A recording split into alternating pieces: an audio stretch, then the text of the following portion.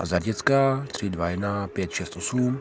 Dneska si uděláme recept a potřebujeme špinavý hrnec, tupej nůž, kedlubnu nebo kedluben, jak se to vezme.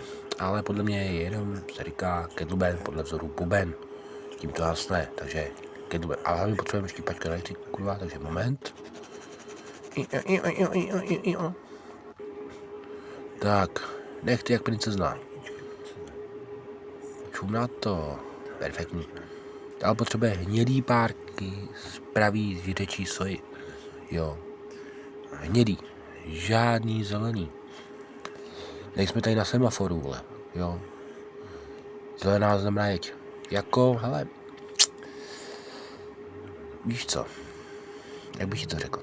Měl jsem bývalku, která si myslela, že má mi na černou stát, no ale to je trošku z jiného soudku. Nebudeme to teď řešit, jdeme dál. Čínský nudle. Koření na čínský nudle. Krevetová polívka.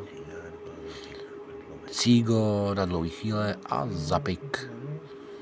A pak tady máme ještě skleničku vína. A proč tady mám skleničku vína? Protože jsme alkoholik. A jdeme vařit.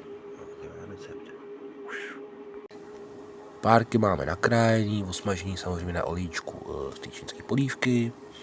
Pak tady máme hranolky z kedlubnu. Já jsem dal aroma tý vlastně krabí, jako, nebo ty krevetové polívky, pražený nudle, koření na čínskou polívku, prosím vás, je to koření na čínskou polívku. Nejsou to kondomy, jo. Kouknu se na to blíž trošku. Není to durex. Skoro do kouření cígo, rozbitý zaplač, no a skleníka dopitá a rozflákaná, protože jsem ho ožralej samozřejmě. Tak a tady to máme komplet, ještě to bublá, jak žilka na krku mojí bývalky při loňském soudu. Perfektní azijská zimní polívka, žerte si to třeba metlou, nožem, rukama, jak chcete, hele tak tě péro kucí, dárek párek.